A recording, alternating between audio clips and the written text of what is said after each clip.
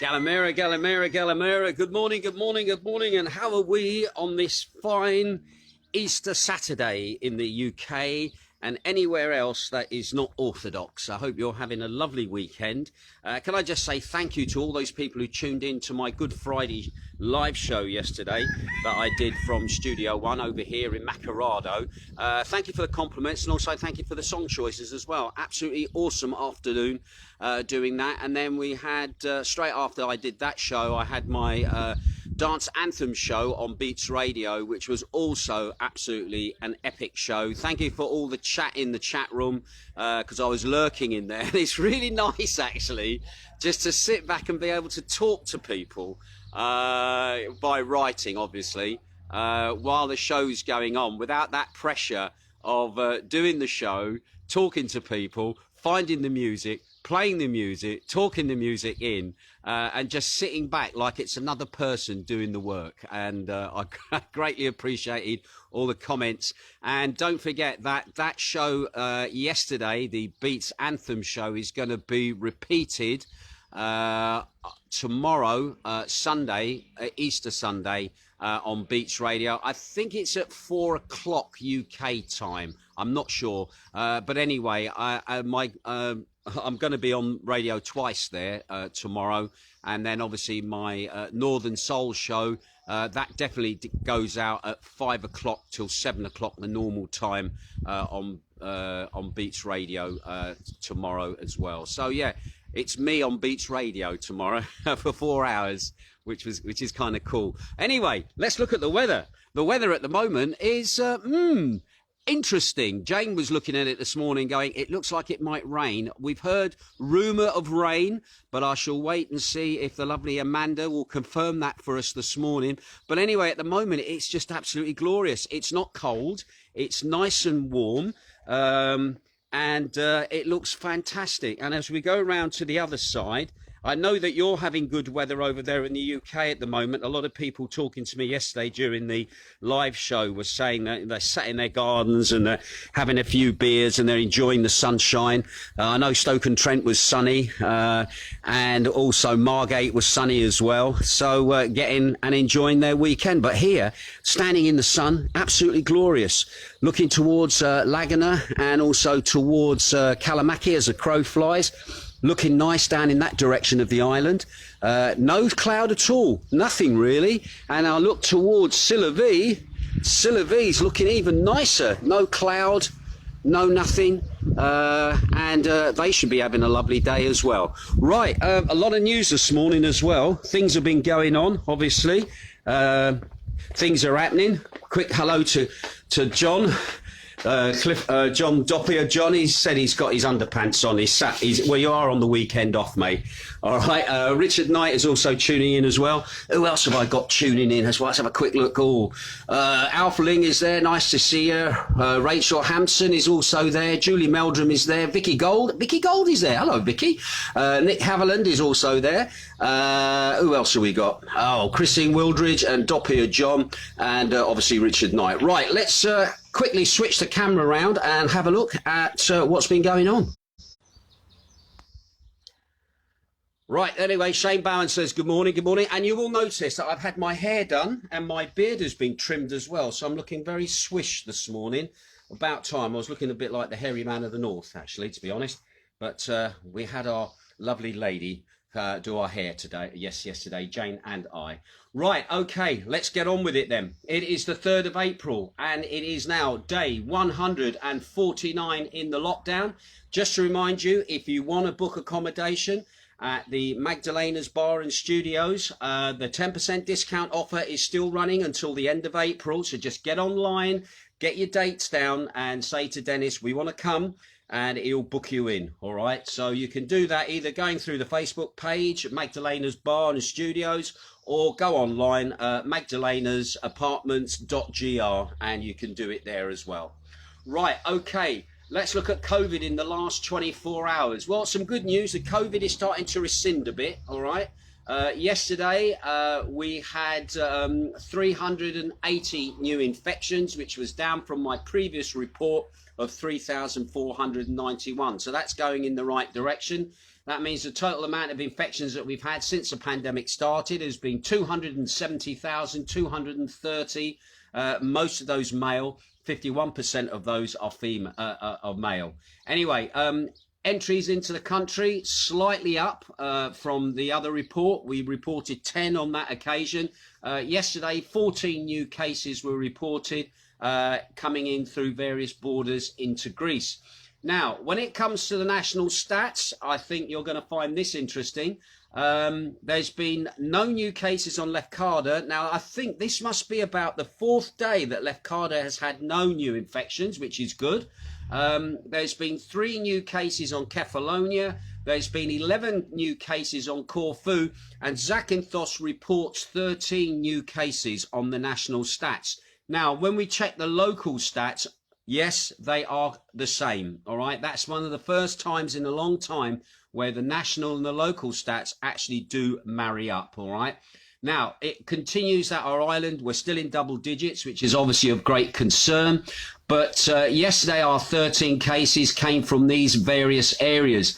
There were seven of them confirmed with molecular testing, the old PCR test, and remaining 6 were tested using rapid testing, and this was Greek Health doing tests, and also from private clinics. They were also testing as well. So 7 of them from there. Now, the other 7 were from fellow citizens who had been going to the COVID clinic, obviously saying that they'd been suffering mild symptoms and being tested there. And again, they were tested and found to be positive after a test there. Now, it seems that the Zakynthos General Hospital has also released information in regards to the COVID clinic. At the moment, they said that in the COVID clinic at the moment, there are 7 people in there, and one of those people is actually on the an incubator in the ICU part of the hospital there. So we've got 1 person in the ICU, and we've got 7 people in the COVID clinic. So I must admit, I'm just trying to read into that. I think that could be we've got 8 people. They probably treating the ICU bed as a separate case. So we've got 7 in the COVID clinic under observation and 1 in an ICU on incubation. So anyway, fingers crossed, the person, whoever they are, will actually pull through and be able to go home in the not too far distant future. Anyway, once again, just to remind you that Zakynthos, we are still in the deep red status at the moment, and that our case rate on previous calculations, we've been 56.43 cases per 100,000 people. And again, we don't have a population of 100,000. We've only got 38,000, but they, shall we say, alter the number to fit that model, and that's how we would come out if we did have a population of over 100,000 people. Anyway, that means then so far, Zakynthos, for the month of April, we have seen 31 cases, which is not boding well when you consider that for the total month of January, we had 30 cases. So this is just proving the theory. Lockdowns just really are not working at the moment. Anyway, as regards deaths, I'm afraid deaths across Greece, they're back up again. Last time I reported to you, there were 67 new deaths across the country. As of yesterday, it's been 72 new deaths across the country. And once again, our condolences to those families that are affected. That brings the total of deaths in Greece since the pandemic started to 8,232. The average age of those people, 79 years of age, and 96% of those had underlying health conditions or were over the age of 70. And also, to put that in context, the average daily death rate in Greece in 2019 was around about 329 deaths a day from other diseases, because COVID didn't exist then. Meanwhile, here in Zakynthos, no deaths been reported yet for the month of April, and let's hope it stays that way as well. Anyway, as for critical cases have dropped just slightly across Greece. I did report to you that there were 755 critical cases in ICUs across Greece. Well, at the moment, there are 753. So 2 people have been released from the ICUs. 490 of those are male and 263 of those are female people in ICUs at the moment. Again, the average age of people in ICUs is around about 68 years of age, and 86% of those have underlying health conditions or are over the age of 70. So again, just to remind you that the virus is attacking people of younger ages. Now, as for Zakynthos, as I've already said, we've got 7 people in the ICUs. We may think it could be 8 because I'm not sure if they're being counted in, but we've got 1 person in Zakynthos in the ICU and 7 people in total in the COVID clinic. We might get a bit more clarification on that number later on today, and I'll keep my ear to the ground for that. Right. What's been happening in the news then? Right, the Greek Prime Minister, Mr. Mitsotakis, on Friday criticised the European Union's stumbling rollout of the COVID-19 vaccines, but said Greece would double its vaccinations in the coming weeks and inoculate everyone over 60 years of age by the end of May. Greece, which coped relatively well during the first wave of the pandemic last year, has been forced to tighten restrictions to combat a surge in cases over recent months, with hospitals in worst affected areas around Athens still struggling to cope. And that's one of the reasons why we went into the extreme red, was because obviously our caseload was going up. Anyway, Mitsotakis expressed appreciation for the joint purchasing of vaccines by the European Commission, which has helped smaller states such as Greece. He said in a speech to Parliament, but at the same time, it failed in getting the necessary quantities and supply, members stated promptly. Anyway, with the summer tourist season fast approaching, it's vital now that Greece's economy, the government is counting on a beefed up testing campaign, including home test kits to curb the virus. But Mitsotakis said vaccines would also be increased in the next few weeks. Greece, with its population of around about 10 million, has administered nearly 1.7 million COVID shots so far, and will complete another 1.5 million by the end of April, as long as the vaccine arrives. Everyone over the age of 60, he says, should have had at least 1 shot by the end of May. That's what the Prime Minister is working towards. Anyway, the European Commission has come under fire over its handling of the vaccine rollout and has engaged in a bitter recriminations with the Anglo-Swedish drug maker AstraZeneca, which has delivered only a fraction of the vaccines originally expected. Anyway, the European Union is obliged to use all the legal tools to force companies which have signed agreements with the bloc to respect their contractual obligations, including banning exports. Mitsotakis said, backing the Commission, which has said vaccine exports would be blocked until AstraZeneca delivers the shots it promised to the EU. Interestingly there, the EU, I think, has done an appalling job with the rollout of their vaccination programme. I think Mr. Mitsotakis is playing the game in that he doesn't want to bite the hand that feeds him, because, again, we're looking towards a lot of bailout money coming our way. And looking at how petty the EU can be about criticism, it wouldn't surprise me that you've got to start playing the game. Keep them happy and they will give you the money. If you criticise them openly, I think you may go to the bottom of the pile when it comes to getting bailout money. And this will become more apparent as I go on to the next parts of my news. Anyway, after announcing the restriction on movements, which are going to ease at the weekend because you'll be allowed to go out in your car to exercise, and we've got this tentative reopening on Monday, which is just confusing the life out of everybody at the moment, about click and collect, about appointments at shops. Yet you can still go into a supermarket and get everything you want in there, surrounded by lots of people. The Prime Minister Mitsotakis defended his government's policies against the pandemic while warning the public against complacency. New conditions require new decisions, Mitsotakis said in the Parliament on Friday, adding that the government will not open up the economy and social life, but only readjust activities. Yeah, interesting.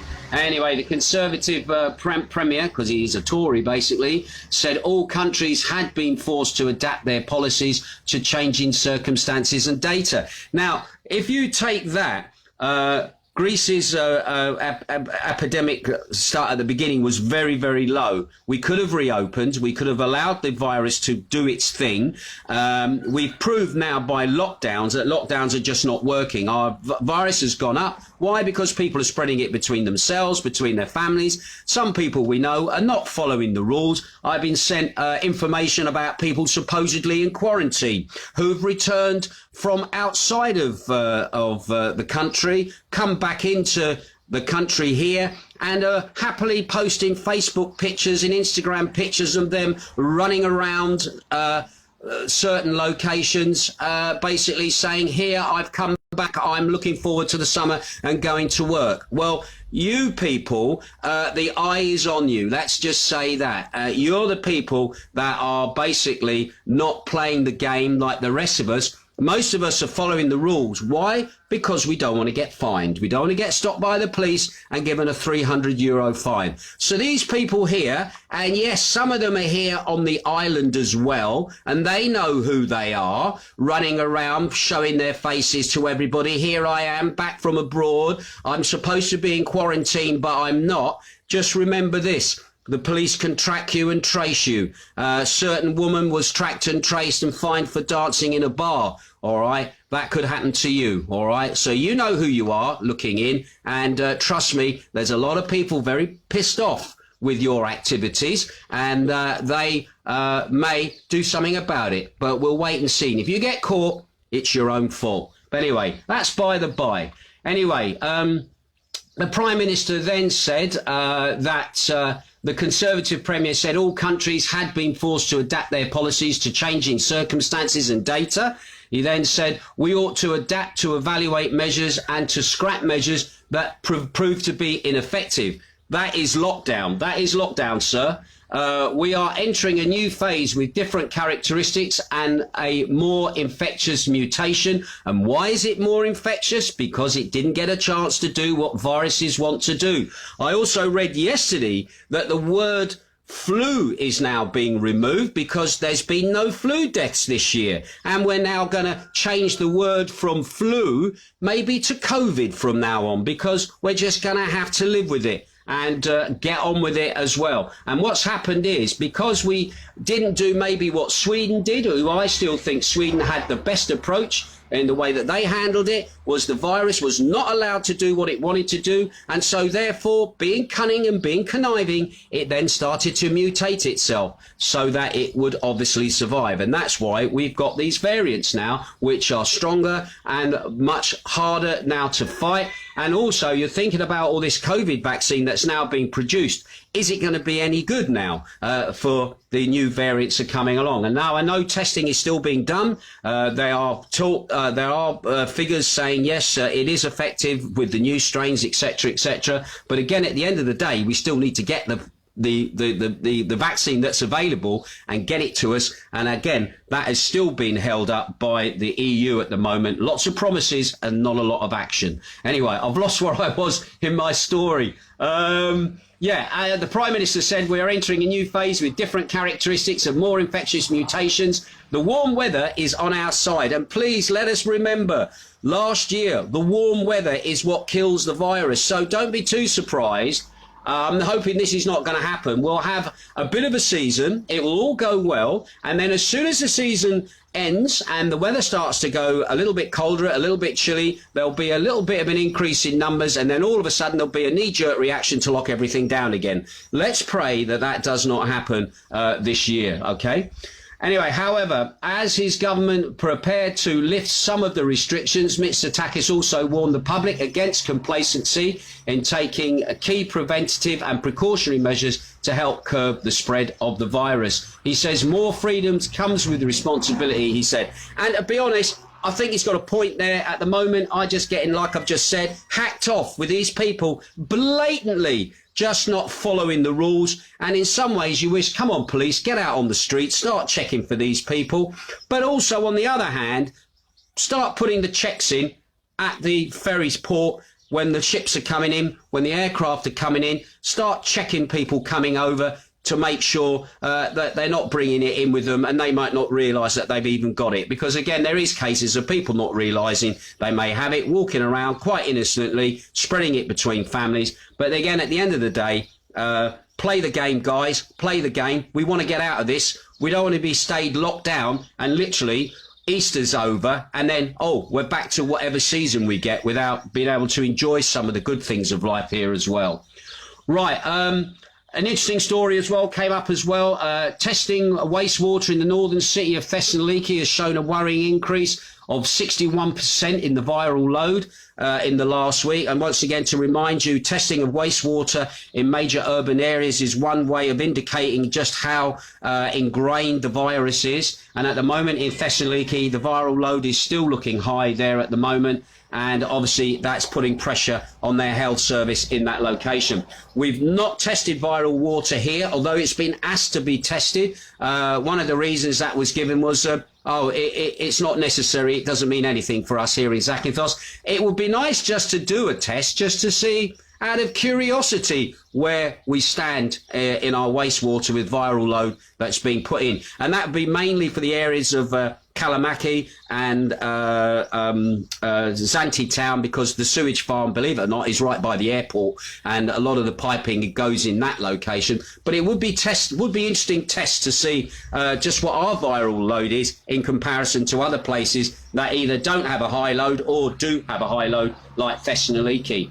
Now, another story that came out yesterday, and this is links into Mr. Mitsotakis, shall we say, gaining favour with the EU.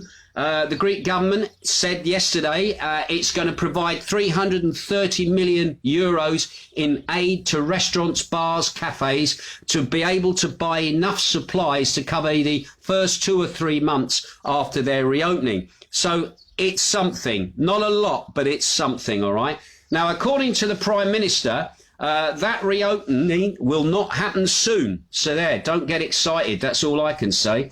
Anyway, he emphasised, I emphasise that we are not ready to open today, but to, so I'll reread that. I emphasise that we are not ready to open today to say when dining out will reopen. This will happen when the epidemiological conditions allow it for us. Mitsotakis also said, after a meeting with officials and representatives of the Federation of Restaurants and Related Business, or POSI as they're called, and then in developments with the Investment Minister Adonis Giordadis, he told Mega TV after the meeting that the reopening of restaurants and similar enterprises is not a matter for the next 2 weeks, and that the other business activities had greater priority. So bars and restaurants, as far as they're concerned, are not seen as important as maybe the retail sector, as in going to the shops to buy stuff, or even, I would say, the hotels as well,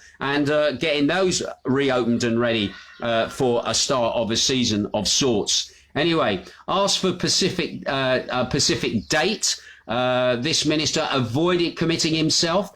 He also avoided saying whether the reopening would take place before the Greek Orthodox Easter, which falls on the 2nd of May this year. So again, not even saying whether we're going to be open for Easter at this rate. But anyway, we'll say. Now, coming back to the money. Now, the money for all this 330 million is coming from the European Union Structural and Cohesion Fund.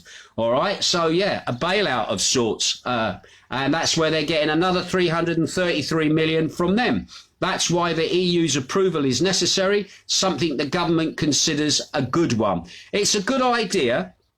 However, will we have to pay it back, or will it be a loan, or will it be, here's the money, use this, get yourself sorted? Again, not a lot of detail on that, and it'll be interesting to see what happens. Now, when we look at how this is going to be implemented, he said we have designed the largest sector aid, this is what he's saying, through the ESPA, that's the name of the fund.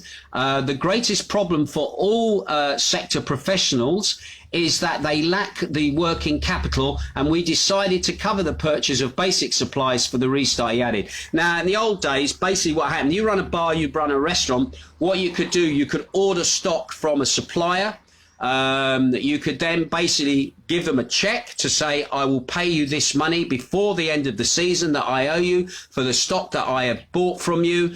And I'll give you the money, you give me the check back, and then we're all square. And basically, I think a lot of suppliers now are not going to play that game, especially after last year when TUI decided they weren't going to pay their bills at the end of the season. So a lot of hoteliers who owed money to suppliers, a lot of suppliers got their fingers burnt very badly. So at least the government is recognising that this system that's been used ever since I first was here has been put under pressure. And a lot of these suppliers now, I'd rather have the money and I want the cash up front before I will do you any business. So at least the heart is in the right place in that idea. However, the idea might be sound, but it's when it comes into the actual implementation of it. He also said as well, eligible businesses will be those that saw a 2020 sales drop of at least 30% below that of their 2019 turnover. Enterprises that were set up in 2019 will receive aid if during the last year sales were 30% or more below their 2019 levels. Those that set up shop in 2020 are automatically eligible. So that's good. If you decided to take the plunge and open a business in 2020, which everybody would have said you were mad, it looks like you're automatically eligible anyway. So you shouldn't miss out on this. However, the means that the enterprises that limited their losses or expanded through deliveries and takeaways are not eligible to receive any aid. So those businesses basically that had stayed open during the winter, doing the old stand-up coffee, the basically delivery service, takeaway, etc. like that, it looks like they are not going to be eligible to take any of this 330 million euros. All right, now, I'll leave that with you, whether you think that's right or whether that's wrong. But if you have a business and you want to survive, no matter what you do, doing the stand-up coffee or the click and collect, as it were, the takeaway service, it might have been the only way your business could survive. However, I would think you should have been entitled to maybe just something, all right, just to help you on your way. You would have seen definitely a loss in revenue because one, people couldn't come into your bar and restaurant and sit all night and drink and eat. And two, people are getting less and less money. And for you to stay open to offer some form of service is a gamble. It's a massive gamble. And if you could just have some of your costs offset, then maybe it might have been a good thing for you. All right. Anyway, interestingly, the amount of aid will be 7% of the 20% sales and will be capped at 100,000 euros per tax identification number. And the government will consider a special formula for the franchises. So your big sort of top cafe and your real coffee, those kind of places, which are normally kind of a corporate run franchise anyway, they're still yet to release details and a formula as to how they will be given a sort of a kind of a helping hand. Anyway, just to let you know, applications for the aid must be submitted by July the 31st, and the disbursement of the amounts must be spent by December 31st. So you've got till Christmas, if you qualify for the money, to get it spent. However, there will be a check of invoices and stuff like that, and any amount that you do not spend, that will have to be returned back to the government. Anyway, it's estimated by the Greek government that maybe 35,000 to 40,000 businesses might be eligible for aid. In January 2021, the last month of which official data was available, sales at restaurants and bars were 57.2% lower than in January 2020. The greatest drop was on the island of Santorini, who saw a 92.8% drop in revenues going into their bars and restaurants in that time of January. So again, we are in for hard times. Right, I'm going to cut my Right, I'm just having a call there from Cyprus, Wiggy Winstanley trying to get hold of me. But I'm going to do my final story. I'm going to cut me other story out. But this is my and finally story. This concerns Zakynthos. The saga of the cinema and the municipality is rumbling on again. And this time the president of the Public Historical Library, Mr. Philippos Senatos, he was my old boss from Hermes. He is just clarifying the position of the institution of the library towards the latest events that's been going on. You might remember we've been covering the mayor and his spat with Stigma over the licensing of the cinema and also the area that they've been occupying outside of the deal that they had with the previous administration about the area in Solomon Square where the tables and chairs and everything were out and 220 square metres of space was being used by them and obviously not being paid for. Anyway, Mr. Zenatos underlined that some people had wrongly involved the library in the ongoing issue, he said, which only concerns the municipality and he has nothing to do with the interests or the priorities of the library. So basically what he's saying is that the library are not involved in this spat between the municipality and Stigma, and basically they're like the other two businesses, just kind of there, like they occupy the same building, but they're not embroiled in this dispute between the municipality and Stigma. And I would think he had nothing to do with any of the involvement of checking contracts and anything else like that, or putting a nod towards somebody to say, have you looked at what their contract is lately, blah, and all that sort of stuff. I don't think he's been involved in any of that. Again, he's feeling a bit like a victim because people are obviously, who support the cinema, are thinking maybe you've had some kind of hand in what's been going on. However, he did stress that the restoration of order and the aesthetics in the city and the protection of the unique architecture of the masterpiece of the city, which is the cultural centre, should be of concern to Zakynthosian citizens. However, Mr. Zenatos said an unsuccessful attempt was made to involve the library, which may have started in good faith, but ended in malicious reports about the site and peoples who support it. He said the situation saddens us that the mayor's reference to his initial announcement was indeed inappropriate.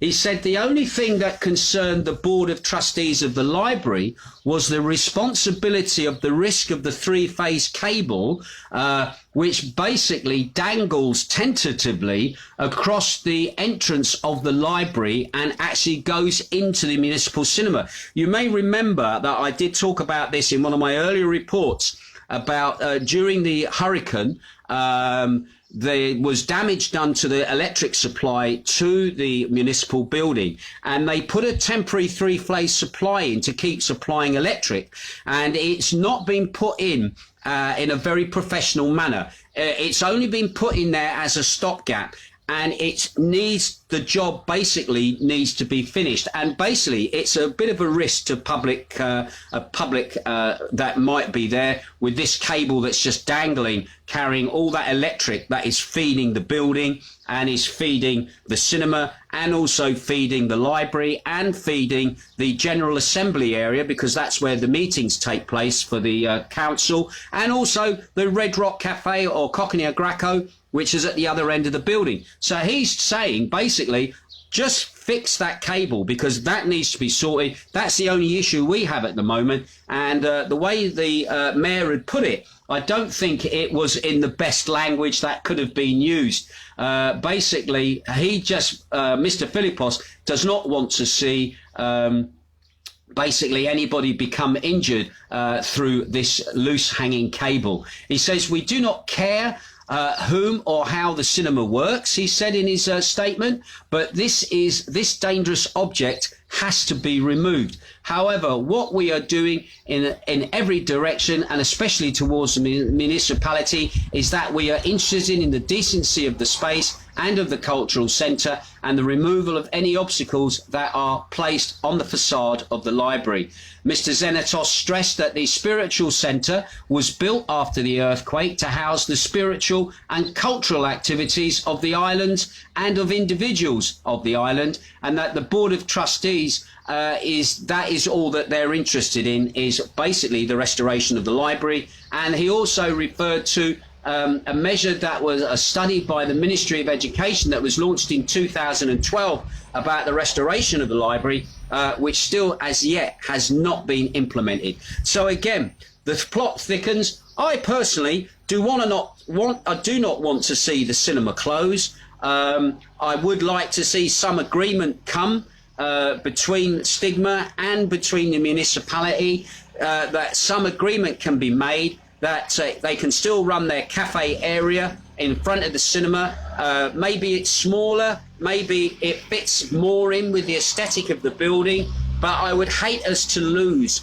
that popular culture of cinema as a location for people to still enjoy. And don't forget, not only is it about the cinema in Foskalos, it also means that the cinema on the seafront, down by the municipal beach area, that is also probably going to be in jeopardy as well, because the same companies run both of those locations. So again, if you want to experience a movie under the stars, you may actually have a difficulty there if they decide that that's got to close along with the Foskalos cinema. But anyway, we'll keep our eye on that. I am going to squeeze another story in. I do apologise if I'm going on and on and on, but I think this is important to hear. Wizz Air, one of the largest low-cost airlines, has recently announced dozens of new flights to Zakynthos and Corfu, and also for the first time they're actually going to fly to Macardo as well. But I'm only just going to concentrate on Zakynthos, so it's another area that you might be able to look at getting flights to come over to Zakynthos from. Wizz Air are going to be flying to Zakynthos from Sofia. That's obviously in Bulgaria. They're also going to be bringing in flights in from Tel Aviv as well. And they're also going to be bringing flights in from Warsaw as well, and Bucharest. Anyway, as for the UK, they're also going to be bringing flights in from London Luton, and the London Luton flights, they're going to start on the 1st of June, and there'll be 2 flights a week initially. That's what they've said from London Luton. And for people from Italy, they're going to be starting flights as well from the 14th of June. Budapest is also going to get flights as well from the 13th of June, and Vienna from the 17th as well. So therefore, Wizz Air coming to Zakynthos, and for the Brits, 1st of June. So if you want to book that, by all means, book it and support it. And once again, remember, if you book a flight, book it on a credit card. Don't book it on a debit card. Don't accept vouchers. Move your date if you have to, and ask for your money back, all right, if it all goes awry. But thumbs up, fingers crossed, it won't, all right? Right, okay, right, that's it for the news. It's been a bit long and drawn out. I do apologise for that. I'm just going to quickly say hello to those people that are still tuning in. Nick Haviland, Christine Wildridge, John Clifford, I've already said. Shane Bowen, lovely having you tuning in, Shane. Galimera Ginge says, oh, your Greek's improving. Julie Meldron says, good morning, Ginge. Yes, the weather's looking good again here today in Tragaki. Oh, bless you. I'm so pleased Tragaki is looking lovely. Over here, we've got some cloud looming, but hopefully we're going to be all right, all right? Susie Angus is watching as well. Lovely to have you looking in. And here's the weather forecast for Amanda. Good morning, Ginge. Sunshine today with a cool breeze, a high of 19 degrees. Back in town today for the last stage of the biometric. Enjoy the day. And can I say good luck and well done with the biometric. Just to put a few people in perspective with the biometric, I've been getting reports of people who technically are being deported from the island because they have not met the criteria for their biometric, and therefore they've only been given the time that you're allowed, which I think is something like 120 days, and then you must leave the island. And I did have reports of people being told, sorry, we cannot give you a biometric passport, biometric identity card, because basically you don't meet the criteria that we're asking for, and people are being basically sent off the island. So be warned, the days of the old buff card, which was great, now I think now basically the new biometric has now become a identity card for the expatriate, the foreigner, in process. And again, if you get a biometric card, look at it as a privilege, all right? You're very lucky to get that biometric card because of Brexit and everything that's gone on with Brexit and the way that the playing field is changing. Having that card is giving you more rights and giving you certain freedoms here that other people are not going to be able to have. And once again, I hope everything goes great for you, Amanda. I think by you going down on a Saturday, you're going for your fingerprinting, all right, down there, because again, people are shocked. And this is interesting. When you tell people, yeah, they take your fingerprints and everything else like that, they go, really? They take your fingerprints? Yep, they take your fingerprints. And if you've got nothing to hide, I suppose, yeah, there's no problem with it. But the point is the fact that they take your fingerprints. You're here now as kind of their guest, and you have to meet the criteria. And if you don't meet the criteria, then they will ask you to leave, and it's already happening. And another unsubstantiated report, I've also been told of people who now are trying to sell their properties to leave because they can't prove incomes, they can't prove income tax, they can't prove certain things, and they have now decided it's time for them to go. So again, big changes on the way here, and it's going to be interesting to see how things progress forward at the moment once all the COVID is out of the way. So cheers for that, Amanda, but the weather's going to be nice. Anyway, Steve Hinckley, he says, Gallimera looking good there. Looking good here too. Thank you, fella.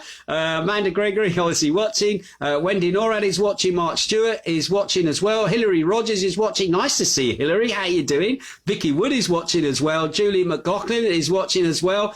Sam Curtis says, morning, Ginge. Sunny but chilly here. He's in Brighton, by the way. Great shows yesterday. Thank you very much. And just to remind you that the show from yesterday afternoon is up online if you want to go check it out and relive yesterday's show.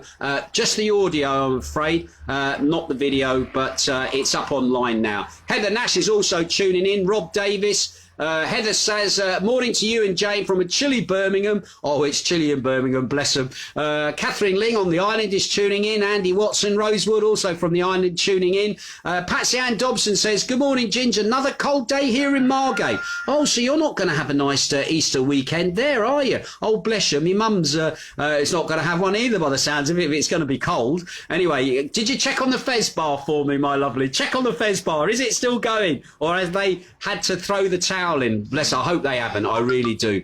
Anyway, Chippy Woods in Spain is tuning in. Dave Foley's tuning in. Jan Lawrence is tuning in. Maria Hadelberg in Sweden is tuning in. Rita Panchel is tuning in. Julie Diskel, Debbie Walthamstow, Sonia Norbury is also tuning in. Hello, Sonia. Lovely to see you. Ian Daly is also watching from Broadstairs. Nice to see you tuning in, fella. Lisa Goodall is also watching it. Oh, that's Phil from Broadstairs. Sorry, Ian.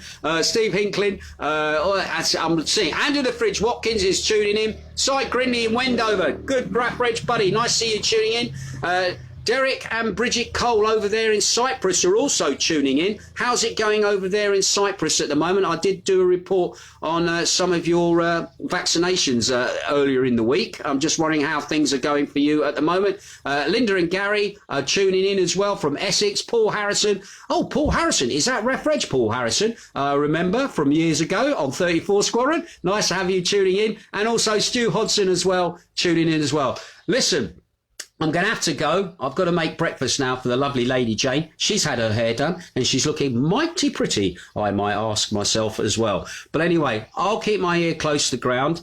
Don't forget, tomorrow I'm back on air again on Beats Radio with my Dance Anthem show and also my Northern Soul show. So I know Stuart Hodgson will be tuning in for that. And please leave a comments. I'll be lingering in the chat rooms. I'm seeing a lot of love hearts being sent to me from somebody somewhere. But anyway, I'll keep my ear close to the ground, see what's going on and see what happens. Anyway, you take care. Have a very happy Easter. I will be here tomorrow and Easter Sunday to give you the news of what's been going on within the last 24 hours. And you have a great day. Ta-ra.